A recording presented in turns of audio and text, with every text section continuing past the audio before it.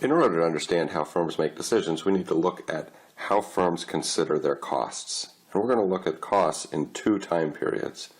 First, we're going to look at short-run costs.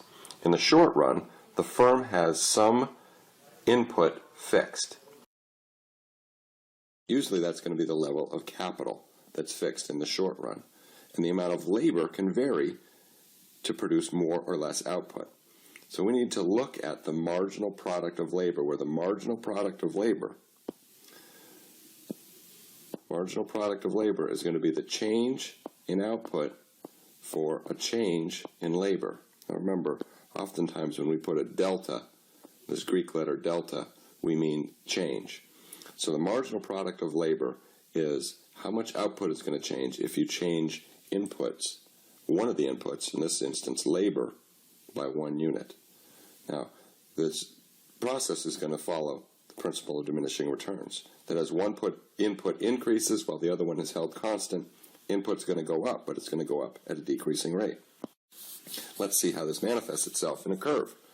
Now here's a table that looks at different levels of input of labor, 1, 2, 3, 4, 5, 6, and how much output is produced.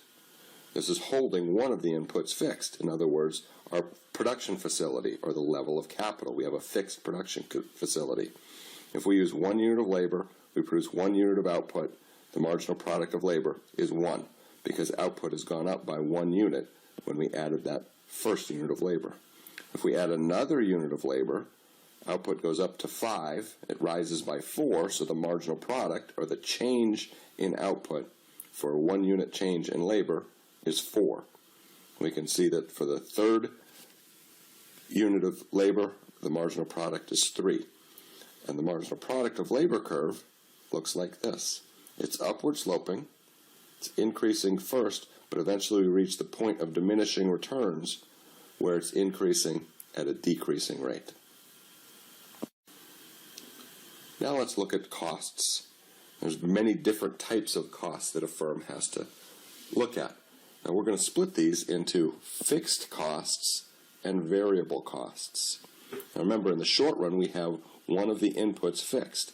We're going to fix our production facility. And then we're going to say that that production facility costs us $100. So no matter how much output we produce, we have $100 in fixed costs. These are the costs associated with the fixed input. So we have to pay these whether we produce or not, and no matter how much we produce. Variable costs are the costs that change as output changes. So if we produce more, we have to use more labor to do it, variable costs rise. Total costs are the sum of fixed costs plus variable costs. So our total costs are going to be the sum of column 3 plus column 4. Average fixed costs are just the average of the fixed costs based on how much output there is. So we can see that if you produce 1 unit of output, fixed costs are 100, average fixed costs are 100. If we produce 5 units of output, fixed costs are still 100, so average fixed costs are 20.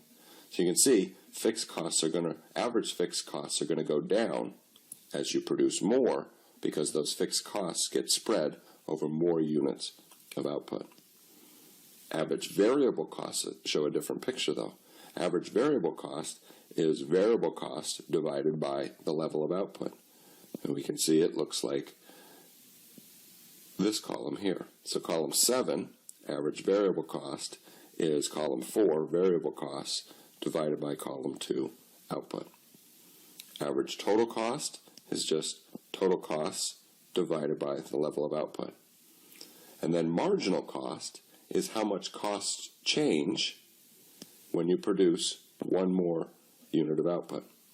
Okay? So it's going to be how much total costs change as you produce more output. So when we look at and use the marginal principle, this is the column, marginal cost, that we're going to be most interested in. How does it look as a graph? Well, we can look at total costs. You can see it looks like this line here. Variable costs looks like this line. How do we get total costs? Well, we add variable costs plus fixed costs, which we can see as a straight line because they're constant no matter how much output is, and that gives us this curve for total cost. Now let's look at the totals, or the average total cost, average fixed cost, and average variable cost. You can see average total cost is downward sloping at first. This is because as you spread out fixed costs over more units of output, average total cost is going to fall because the average fixed cost goes down. At some point, you reach the point of diminishing returns, at which point average total cost is going to rise again. Average variable costs are decreasing at first and then increasing eventually, and the difference between average total cost and average variable cost is average fixed cost. So you can see if we produce 5 units of output, average variable costs are 20, average fixed costs are 20, average total costs are 40. If instead we produce 10 units of output, average variable costs are again 20, but average fixed costs are 10, so average total costs are 30. Now let's look at the relationship between average total cost and marginal cost. And so again, we see average total cost is downward sloping at first, and then upward sloping eventually. Marginal cost shows the same sort of relationship, but an interesting thing that we want to look at is that the marginal cost curve is going to intersect average total cost at its minimum. Now, why is that? Well, remember, marginal cost is what the last unit of output cost you. How much did total cost change when you produce one more unit of output? Anytime marginal cost is below the average total cost, then the next unit of output costs you less than the last unit of output, or all of the unit of outputs did on average. So average total cost is going to be going down. If marginal cost is above average total cost, then the last unit of output was more expensive in terms of cost than all of the previous units of output. So the average must be rising. Remember, marginal cost is always going to intersect average total cost at the minimum of average total cost.